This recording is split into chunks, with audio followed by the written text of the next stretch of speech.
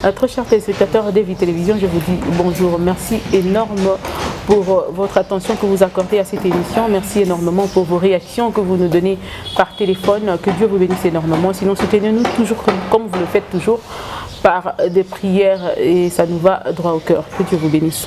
Mais sinon, vous le savez très bien qu'à chaque fois que je viens auprès de vous pour vous parler ou parler de l'édification de la parole de Dieu, je suis toujours accompagné d'un serviteur de Dieu qui est à côté de moi.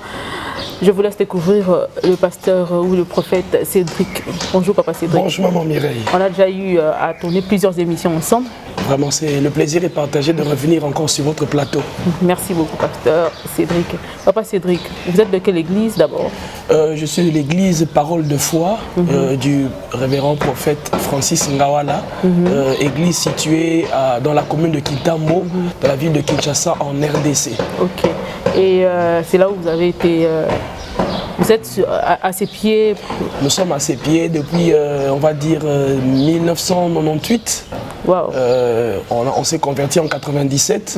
À l'époque, nous fréquentions l'église de la Borne, où le père spirituel priait aussi.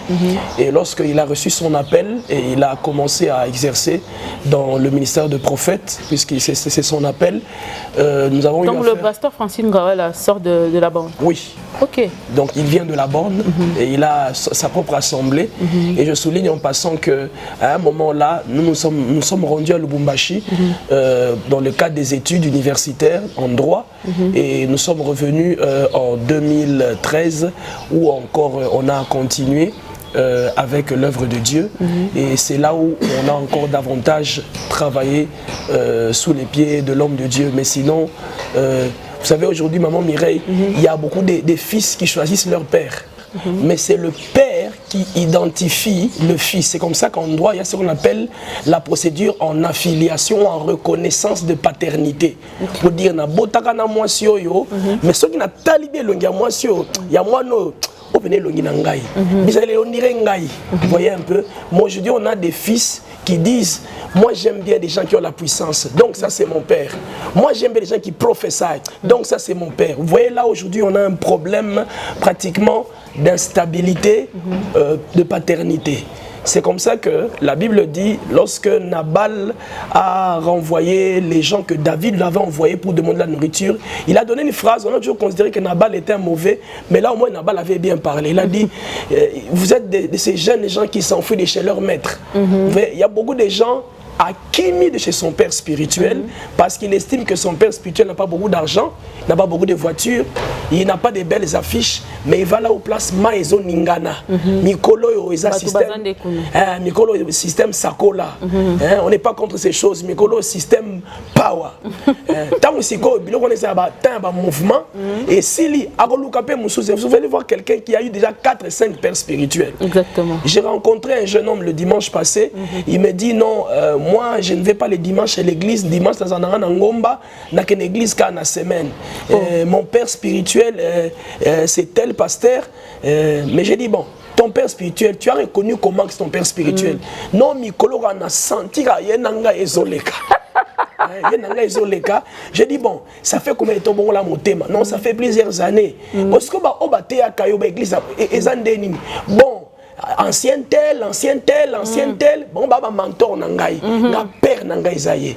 Vous voyez un peu le drame qu'on a aujourd'hui. Est-ce que, bien que c'est pas notre sujet c'est le parler en langue, mais comprenez que quand le pasteur Cédric commence, c'est comme ça que ça commence. Mais sinon, le pasteur Cédric, quand est-ce qu'on reconnaît que celui-là c'est mon fils spirituel ou c'est mon père spirituel? En fait, la flèche va dans les deux sens. Il y a le rôle du père, il a pour objectif de reconnaître dans ceux qui sont sous son autorité, ceux qui manifestent ses gènes. Vous voyez un peu? C'est carrément l'attirance, comme a dit ce frère. Non, c'est pas question d'attirance d'abord. Maman, tous les papa aussi très méchant. Mais yende papa nayo. L'apôtre Paul dit vous aurez des responsables d'un caractère difficile. Mais il avait dit enfants, obéissez à vos dirigeants et soyez leur soumis. Hébreux 13, 17. C'est pas parce qu'un homme de Dieu ne fait pas ce qui te plaît que ce n'est pas ton père. D'ailleurs, la discipline exige qu'on ne fasse pas ce que l'on veut, mais on fasse ce qu'on doit. C'est ça la responsabilité. Exactement. Et le père nous enseigne la responsabilité. Le père n'est pas là pour nous enseigner le plaisir. C'est lorsqu'on comprend sa responsabilité qu'on peut aussi être capable de saisir ses droits en tant que chrétien. Donc j'ai beaucoup aimé votre mission lorsque vous parliez avec le pasteur Gad. Il parlait du chrétien d'aujourd'hui face à la connaissance. Il y a des choses très pertinentes qui, je crois, qui vont encore nous accompagner aujourd'hui. C'est parce qu'on ne sait pas ce qui est un père, on ne sait pas ce qui est un fils, qu'on appelle à tort et à contre-temps père-fils. Aujourd'hui, tout le monde est daddy. Quelqu'un qui sent encore l'odeur du lait dans la bouche. Il y a Miliki. Quand il parle, il est daddy. Parce que quand il prêche, il y a quelqu'un qui peut dire Amen à chaque fois qu'il dit quelque chose. Vous voyez un peu, on a essayé un peu de personnaliser Dieu en le sortant du contexte biblique de Dieu. C'est un manque de connaissances. Ça, c'est un manque criant de connaissances. Vous voyez un peu? Comme disait le pasteur Gad, c'est là où vous voyez quelqu'un veut dire je fais 15 ans à l'église, ma vie ne change pas. Mais pasteur je disais dernièrement à quelqu'un, j'ai dit mais tant que ce soit pasteur Sabino, to sambela. Il faut vraiment tout le monde chapé, mutu asali prière a pas mis yoki. Donc on analyser prière naie. Totali tango bandi awa, motivation des aguinini. Combo ya nzambe zalarato et zalarate. Voyez un peu, c'est pourquoi il est important avant de pousser les gens, les chrétiens à une action, de prendre le temps d'enseigner. Christ n'a jamais dit allez et faites les nations des membres. Allez faites les nations des fidèles. Non, il a dit faites les nations des disciples. Et enseignez-leur. Un disciple, c'est quelqu'un qui suit une discipline. Et dans la discipline, on voit l'enseignement qui ne commence pas seulement, ou qui ne reste pas seulement au niveau d'un savoir intellectuel, des informations, mais aussi une façon de vivre, une façon de penser. Vous voyez, parce que ce que tu sais doit affecter même ce que tu fais, doit affecter même ce que tu es. Vous voyez un peu, la connaissance nous définit, la connaissance nous oriente. Donc quand tu ne sais pas ce que tu dois savoir, tu ne sauras pas ce que tu dois faire. Mais ça devient sérieux. Mais je vous rassure que ce n'est pas sa voix. C'est quoi, pasteur Cédric? En tout cas, je ne sais pas, notre travail ici nous oblige des fois à crier quand on ne devait pas crier. Donc, et finalement, vous avez plusieurs voix. Vraiment, on a plusieurs voix. Des fois, on a la voix de la prédication et puis on a la voix de la prière. Bon, on nous dit, nous les Noirs, nous crions toujours. Bon, des fois, ce n'est pas nous. Des fois, c'est la circonstance. Et des fois, c'est aussi, nous revenons d'une maladie avec la cure. Je crois que cela nous a un peu mis en difficulté. D'accord. Sinon, moi, je suis dans une église où j'évolue. J'ai mon père spirituel. Et au bout d'un moment, on a vu Visa Nake Libanda Yamboka pour vivre. Et j'arrive là-bas, je suis dans une église où je fais plus de temps que là où j'étais chez mon père spirituel. Je dois changer mon père spirituel ou carrément... Qu'est-ce qui s'est passé exactement? En fait, par rapport à la paternité, je pourrais parler de manière un peu terre à terre pour que tout le monde comprenne. C'est un problème très sérieux. Celui qui te met au monde biologiquement, c'est ton père. Et on l'appelle père biologique. Donc, tu as son sang. Tu as son ADN, tu as des traits caractéristiques. Des fois, il y a Téléméli, des fois, il y a Sekeli, des fois, il y a Lobeli. Il y a des fois même que tu es attends, plus c'est au Kimango, plus c'est au Landayo. Donc, même dans le Bilokwana, tu sens que tu te rattrapes, tu es rattrapé par ces choses. Ça, ce sont ce qu'on appelle des signes, des traits caractéristiques des gènes du père dans le fils. C'est que dans le langage biblique, on va appeler l'esprit du fils. Vous voyez un peu, nous devenons, nous chrétiens, nous devenons des fils de Dieu, des fils de notre Père qui est Dieu, lorsque nous recevons l'esprit du Fils. Vous voyez un peu, le Saint-Esprit nous aide à vivre comme Jésus-Christ, notre frère aîné, a vécu sur la terre et aimerait que l'on puisse vivre. Donc maintenant, ce qui est l'esprit du Fils, le langage biblique, c'est ça ce qu'on voit, le caractère, les gènes. Maman qui m'a ngoté. Ça c'est du point de vue biologique. Mais il peut arriver que pour une raison, soit ton père décède, soit ton père entre dans une situation, il est incapable d'assumer toutes les tâches de responsabilité en tant que père. Tu peux être adopté par quelqu'un d'autre. Et là, c'est ce qu'on appelle des pères adoptifs. Par exemple, je suis dans une église, on a déménagé, on a voyagé, on va ailleurs. La distance ne permet plus à mon père spirituel initial de rendre toutes les tâches de père qu'il avait à mon égard. Il ne sait plus toujours prier pour moi, il ne sait plus toujours être au courant de ce qui m'arrive pour plusieurs raisons. C'est vrai, le téléphone, mais au-delà du téléphone, il manque un peu la proximité. Il ne sait plus peut-être me demander de faire certaines choses. Là, j'arrive dans une nouvelle ville, un nouveau quartier, j'éprouve le besoin de fréquenter une nouvelle église. J'ai un nouveau pasteur. C'est là où il y a le problème qui commence. Est-ce que ton pasteur est forcément ton père spirituel? Non. Tu as ton père spirituel, mais tu pries dans une église où tu as un pasteur. Le pasteur, c'est celui qui veille sur ton âme. C'est celui qui te dit comment tu dois marcher par rapport à l'alliance avec Dieu. Vous voyez un peu. Alors, mais il peut arriver que ton père spirituel soit aussi ton pasteur. C'est-à-dire, il est celui qui veille sur toi. Tu vas dans son église, mais il est celui qui t'enseigne les rudiments de la vie chrétienne. C'est lui qui t'apprend le ministère. C'est lui qui t'amène à connaître qui est Dieu. C'est lui qui te connecte aux alliances personnelles avec Dieu. Là, on parle maintenant d'un père spirituel qui est à la fois aussi pasteur. Mais lorsqu'il arrive qu'il y a eu des connexions du père spirituel initial vers un autre lieu, tu reçois maintenant ce qu'on appelle un père spirituel adoptif. Et comment ça s'est fait, la procédure? C'est carrément, parce que carrément j'ai quitté l'église, je suis dans une nouvelle église où c'est mon père spirituel qui parle à ce père adoptif. Oui, il y a des procédures, mais il y a ce qu'on appelle par exemple des lettres de recommandation. Je quitte une église, par exemple à Lubumbashi, je viens ici à Kinshasa. À Lubumbashi, j'avais un témoignage. J'avais par exemple, je travaille à l'intercession, on me connaissait. Mais à Kinshasa, ici, on ne me connaît pas. Mais je sens que je dois servir Dieu. Alors, comme on ne sait pas prendre quelqu'un qu'on ne connaît pas, parce qu'il vient d'arriver comme ça, il faut examiner le témoignage. Il y a le système des lettres de recommandation. Mon pasteur de Lubumbashi peut faire une lettre à son collègue de Kinshasa. Encore faudra-t-il que celui de Kinshasa reconnaisse que celui de Lubumbashi est digne d'être appelé pasteur. Ça aussi. Parce qu'il y a un petit conflit à ce niveau-là. Il y a des communautés, des dénominations. Mais à ce moment-là, la lettre arrive dans les mains du pasteur que je trouve ici. Lorsqu'il lit, dit non, très cher frère, bien-aimé dans le Seigneur, le frère que tu as devant toi, c'est un de mes fils. Il a un bon témoignage. Voilà. La lettre de recommandation donne les quelques lignes qui attestent que le témoignage est bon.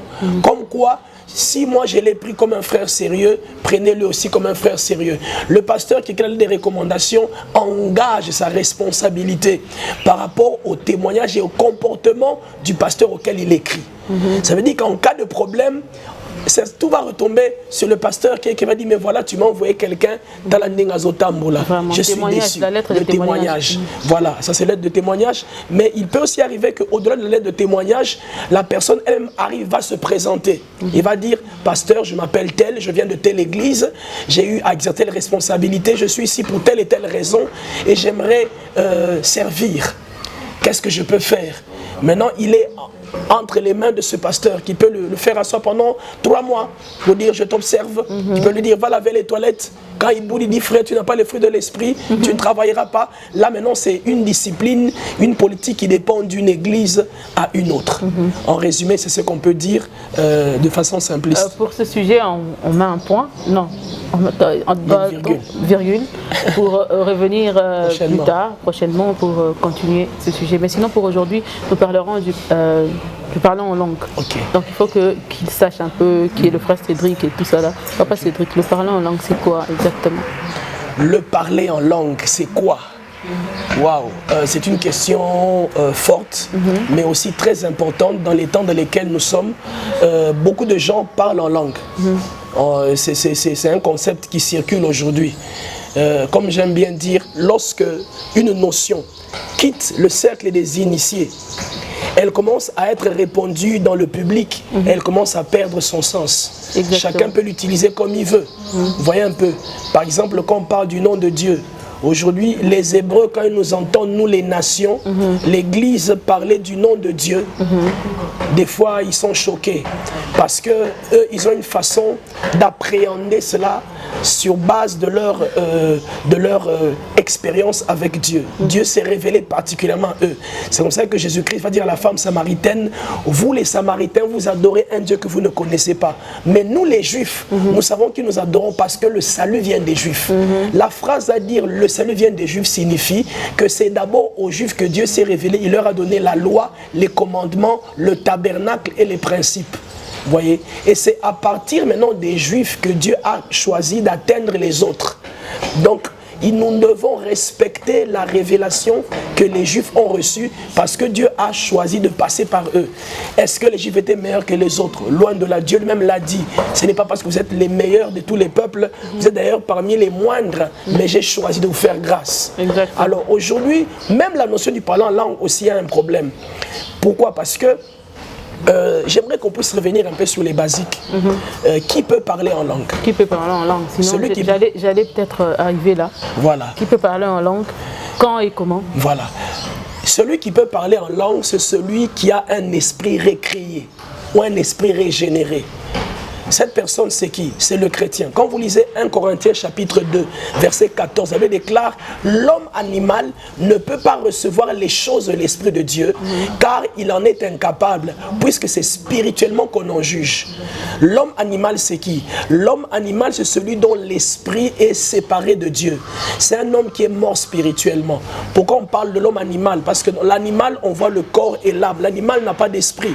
Or, la faculté d'adorer Dieu se trouve au niveau de l'esprit de l'homme. Il y a la conscience, il y a le subconscient, l'inconscience et l'adoration. C'est à ce niveau-là. Donc, c'est-à-dire que tout être qui n'est pas doté d'esprit ne peut pas adorer Dieu. Et c'est ainsi que l'image de Dieu dans l'homme, c'est l'esprit. Et lorsque l'homme s'approche de Dieu, c'est en esprit qu'il s'approche de Dieu. L'apôtre Paul va dire dans Romains chapitre 1 verset 9, le Dieu que je sers dans mon esprit. Jésus va dire dans Jacques 4,24, Dieu est esprit, il faut que ceux qui l'adorent en esprit et en vérité. D'autres versions disent par l'esprit en vérité. Les deux versions sont bonnes. Dire on doit adorer Dieu en esprit, ça veut dire que c'est au niveau de notre esprit que nous devons adorer Dieu.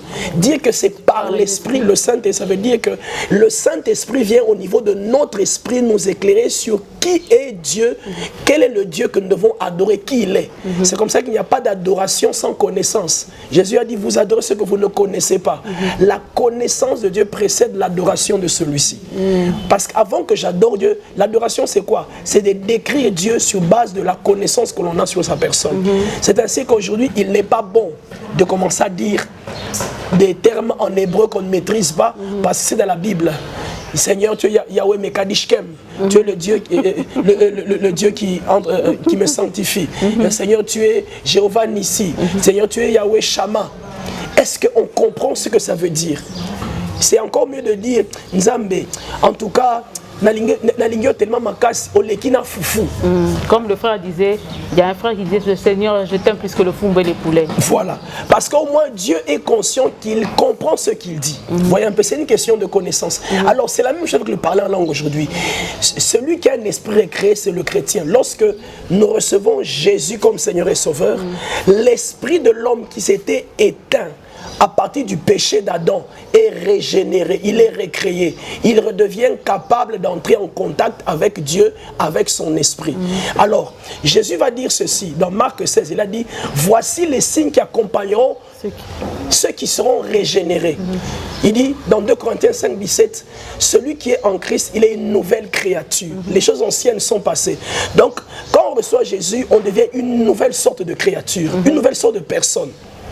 Et dans Marc 16, Jésus va donner les traits caractéristiques qui définissent ce type de personne-là. Il dit, la personne qui recevra Christ sera capable de chasser les démons. Il parlera de nouvelles langues. Il imposera les mains aux malades, ils seront guéris. Donc, celui qui est régénéré dans son esprit, il a maintenant un mode de vie particulier. Il fait des choses particulières que celui qui n'a pas reçu le Saint-Esprit dans son esprit ne peut pas faire.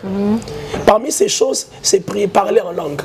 En fait, parler en langue, c'est le langage de l'esprit. Celui qui parle en langue, c'est dans son esprit qu'il parle. Ainsi, il y a des gens qui n'ont jamais prié en esprit. Leur esprit n'a jamais prié. ils prient avec leur intelligence. Tout celui qui ne parle pas en langue, son esprit ne prie pas, c'est son intelligence qui prie. Et il y a des choses qu'il perd.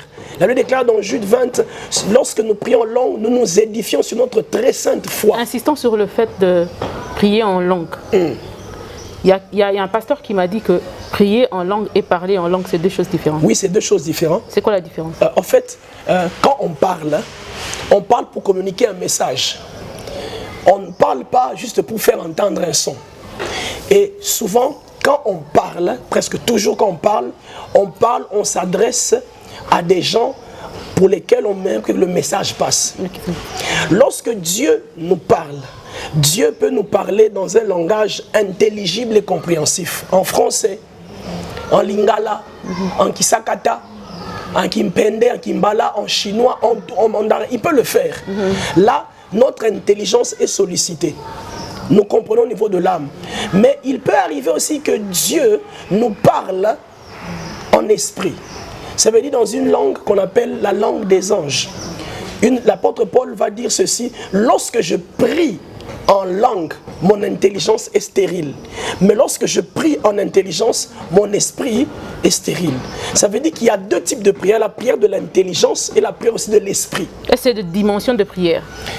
On va dire deux sortes de prières. On peut dire aussi même dimension. Tout dépend de ce que vous entendez par dimension.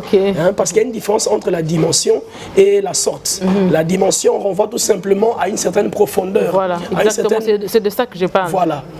Est-ce que c'est le fait c'est deux sortes et deux dimensions aussi différentes. Ah, ok. Voilà. Parce que celui qui prie en esprit, celui qui prie en langue, prie en esprit. Et l'apôtre Paul va dire ceci: qu'est-ce que moi je fais? Je prierai en esprit, donc en langue, et je prierai aussi en intelligence. Quand on lit cette phrase, on comprend qu'il donne la priorité à la prière en esprit. Il dit: je prie d'abord en langue, et puis je prierai aussi en intelligence. Quelque part, il va dire: je prie en langue plus que vous tous.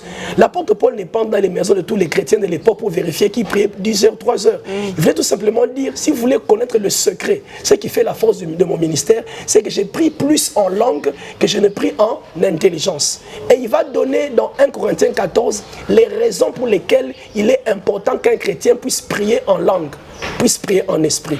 Il dit que je prie en langue pour comprendre ça. Je veux d'abord qu'on insiste sur ce point-là. Quand une personne prie en langue, est-ce qu'il comprend ce qu'il dit? Non. Quand quelqu'un prie en langue, il ne comprend pas. C'est même ça le but. Quand il prie en intelligence, il comprend. La Bible dit: celui qui prie en langue, c'est en esprit qu'il dit des mystères à Dieu. Et ça se déclenche comment? Les langues, on ne les apprend pas. Actes des Apôtres, chapitre 2 déclare: le jour de la Pentecôte, le Saint-Esprit est descendu. Il a rempli les gens. On a vu sur leur tête des langues semblables à des langues de feu. Et ils ont commencé à parler. Les parler en langue, c'est la conséquence d'un esprit rempli de l'Esprit de Dieu. Le signe extérieur de la plénitude de l'Esprit, c'est aussi le parler en langue. Ça se fait en public ou en privé? Ça peut se faire en public, ça peut se faire en privé. Le problème, c'est d'être rempli du Saint-Esprit. Actes des Apôtres, chapitre 2 déclare: le Saint-Esprit est descendu comme un vent impétueux, il a soufflé. Les disciples dans la chambre haute ont été remplis de l'Esprit et on a vu sur leur tête des langues semblables à des langues de feu. Vous voyez un peu? Acte chapitre 19, l'apôtre Paul rencontre un groupe de personnes, leur dit: avez-vous reçu le Saint-Esprit le jour où vous avez cru? Parce que dans Actes des Apôtres, l'expression recevoir l'Esprit renvoie à baptiser dans le Saint-Esprit. Voilà, l'apôtre Paul est un écrivain révélé, un homme de qui on a beaucoup de respect parce qu'en lisant les textes qui ressortent de sa plume, on peut percevoir l'autorité qu'il a. Et l'apôtre Pierre va même dire que notre frère Paul dit des choses difficiles dont ceux qui n'ont pas beaucoup de connaissances tordent le sens. Ça veut dire que déjà en lisant, il faut savoir retracer les phrases de Paul dans leur contexte. Le contexte c'est quoi? Le contexte peut aussi comprendre les motivations, les causes ou les paramètres dont il a tenu compte pour dire ce qu'il a dit. Bien souvent, dans certaines déclarations de l'apôtre Paul, il était en train de répondre à des questions que nous ne connaissons pas. Alors, il est souvent très difficile de comprendre s'il a répondu dans la totalité ou il a donné juste une pensée. Mais nous croyons qu'il est écrit dans 2 Timothée 3,16 que toute écriture est inspirée de Dieu et utile pour enseigner, corriger, éduquer dans la justice afin que l'homme de Dieu soit propre à toute bonne œuvre. Mais alors, qu'est-ce que moi je pourrais dire à ce niveau? Ce que le pasteur vient de dire là est correct. Est correct. Seulement, j'aimerais y apporter quelques nuances pour que nous ne puissions pas être frustrés à outrance dans notre façon de rendre culte à Dieu. La prière en esprit, c'est une prière d'intimité. C'est une prière où l'on dit à Dieu des mystères. C'est-à-dire que ton voisin autour de toi n'est pas censé comprendre ce que tu dis à partir du moment où tu ne fais que prier.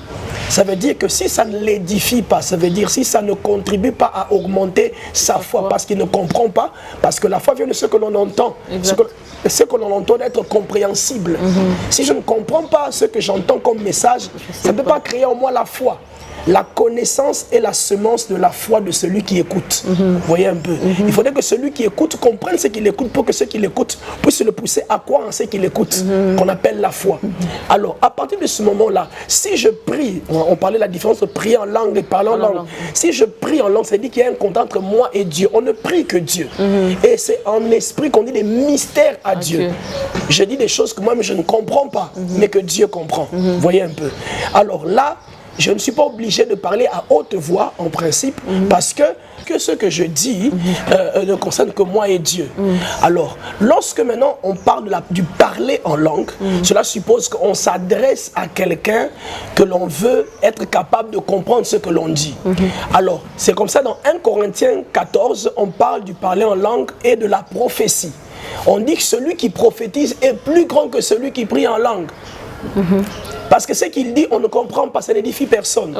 Par contre, la prophétie, on peut la comprendre, elle nous édifie. Alors on dit, si celui qui prie en langue veut être capable d'édifier, il doit interpréter ce qu'il dit.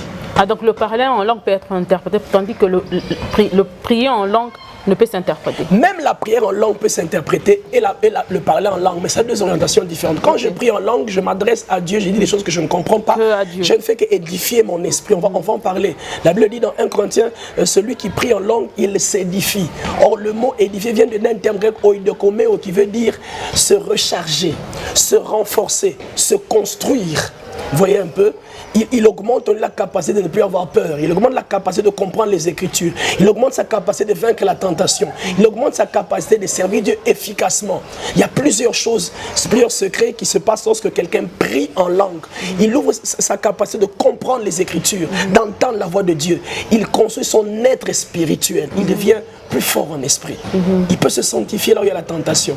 Ça, c'est quand il prie en langue. Mais on ne comprend pas ce qu'il dit. Maintenant, quand on parle en langue, qu'est-ce qui se passe? C'est que là, maintenant, c'est Dieu qui parle aux hommes, mais par des langues qu'on ne comprend pas. Mais quand on prie en langue, c'est l'homme qui prie, comme qui parle à Dieu. Voilà. Dans la prière en langue, c'est l'homme qui dit à Dieu des mystères, dans une langue inconnue. Dans le parler en langue, c'est Dieu qui parle à l'homme dans une langue inconnue. C'est comme ça que lorsque un parler en langue, vous allez remarquer que la différence entre une prière en langue et un parlant dans l'assemblée, le parler en langue, quand Dieu veut parler, a une plus grande autorité que ceux qui prient en langue. Vous allez remarquer que ceux qui prient en langue auront tendance à se taire. Par contre, celui qui veut parler en langue, c'est une prophétie en langue inconnue, sa voix augmente. Et à ce moment-là, la Bible déclare que ceux qui peuvent interpréter soient attendus pour interpréter. À défaut de cela, la personne qui parle elle-même en langue doit interpréter le message qu'elle reçoit de la part de Dieu. Mais au cas où il n'interprétait pas? Au cas où il n'interprète pas, c'est là où maintenant il y a le problème. Celui qui, s'il n'y a pas d'interprétation, à la fin on se rend compte qu'il n'y a pas d'interprétation, qu'il se taise. Ouais, un peu. Et par rapport à ce que dit le pasteur Marcelo? Alors, ce que le pasteur Marcelo est en train de dire, c'est important parce que l'apôtre Paul en a parlé. Maintenant, on va faire une petite nuance que j'aimerais ajouter par rapport aux époques, au contexte. Le but de ce que l'apôtre Paul avait dit, c'est qu'à l'époque, l'Église est en pleine phase d'expansion et d'implantation. Les païens viennent, ils découvrent une nouvelle foi, ils veulent se convertir, mais ils trouvent des gens en train de parler du charabia. Mais ça veut dire quoi ça? Ça effraie les gens. C'est pourquoi on dit il est mieux de prier en secret entre vous qui comprenez ces choses. Par rapport à leur contexte. Parce que vous ne maîtrisez sait pas qui va venir. Les nouveaux venus qui vont venir, c'est qui, vous ne savez pas. Mais il arrive que, par exemple, nous sommes en retraite, c'est un groupe d'intercesseurs. Il arrive que nous sommes, par exemple, dans une église où on a tellement travaillé la vie de l'esprit, tout le monde sait c'est quoi le parler en langue. C'est un temps là, il n'y a pas de nouveau, vous êtes entre vous. Je crois que dans la Bible, là où est l'esprit, là, il y a la liberté. Il y a des églises comme ça où on vous dit carrément, on vous dit, nous allons prier en langue maintenant. Toute assemblée, les nous on va prier. On a eu à faire un travail pour le baptême du Saint-Esprit. Gloire à Dieu, c'est merveilleux. Mais il faudrait maintenant savoir dans quel contexte vous êtes pour ne pas choquer des gens. Maman, je donne un exemple. Dans notre ville ici de Kinshasa, nous avons même des païens religieux. C'est-à-dire des païens mêlés dans un milieu où la vie chrétienne a été beaucoup proclamée. Un païen qui connaît Matthieu 7,7. Un païen qui connaît Jean 3,16. Un païen qui connaît même des versets que tu ne connais pas. Donc un païen religieux, il connaît même certains versets, plus même certains chrétiens. Alors, il sait même que la prière en langue existe. Voyez un peu. Ce sont des gens qui sont capables de critiquer, de dire, voilà, vous parlez en langue même en public. Mais le gros problème, c'est que leur manque de conversion n'est pas lié au fait que les gens prient en langue. Mais leur manque de conversion est lié au fait que les gens ne veulent pas vivre correctement la vie de Dieu. Voyez un peu. Donc, on ne va pas mettre ça exactement dans le contexte de l'apôtre Paul, mais on va faire attention pour que lorsqu'on est dans un contexte où nous ne sommes pas entre nous les chrétiens, de savoir prendre ce qui édifie. Je prophétise, je prends l'intelligence en public, je me tais. Mais quand on est dans une assemblée où par exemple les choses de l'esprit ont été beaucoup enseignées, les gens sont là. Bien aimé, c'est le moment de s'exprimer parce qu'il y a une onction corporative plus grande qui descend quand on prie en langue dans l'assemblée. Il y a une onction particulière qui descend. Je crois que je ne suis pas contre ce que le pasteur Marcelo a dit. Seulement, je pense qu'on peut encore nuancer en se disant que dans le contexte où on est entre frères et sœurs, ne nous empêchons pas de parler en langue entre nous. Ça va nous faire du bien. Merci beaucoup, pasteur Cédric. Mais sinon, on tend vers la fin. C'est la dernière question. Comme ça, on va revenir prochainement pour continuer par rapport à ce sujet. Okay. Une personne qui prie en langue, par exemple, je vous invite dans ma famille, chez moi, et que j'étais en train de prier en langue, il y a un enfant qui sort et dit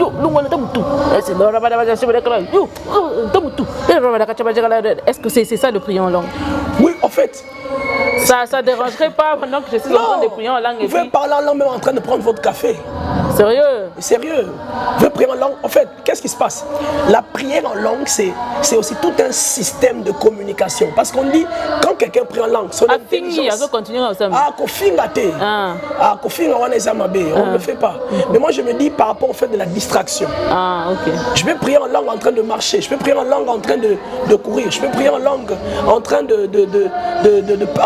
comment je vais dire, de faire une autre activité. On sera obligé de couper cette émission par ici parce que vous le comprendrez bien que derrière nous, il y a du bruit qui nous dérange un peu. On reviendra très prochainement, Papa Cédric, avec vous. Je crois que la semaine prochaine, vous allez nous suivre avec le pasteur Cédric en continuant ce sujet. Mais sinon, n'hésitez pas de poser toutes les questions que vous avez sur le numéro affiché au bas de l'écran et on va encore revenir. Sinon, le pasteur Cédric, donnez-nous rapidement votre numéro ainsi que votre adresse. Notre numéro de téléphone, c'est le 081, donc plus 243 081 17 355 06. Et notre adresse, c'est commune de Ngaliema dans la ville de Kinshasa, en République démocratique du Congo, quartier Mbinza Upen, avenue Allemagne numéro 289, derrière la station Engen qui est en face du supermarché SK. Reprenez votre numéro de téléphone. Notre numéro de téléphone, plus 243 081 17 355 06. Merci beaucoup, pasteur Cédric, pour votre présence. Et merci à tous ceux qui sont derrière la caméra. Mon frère en rouge, je te dis merci énormément. On se revoit très prochainement. Sinon, n'hésitez pas à nous écrire. Restez branchés chaque mardi à partir de 16h et une rediffusion chaque dimanche à partir de 13h. Que Dieu vous bénisse. Au revoir. Au revoir.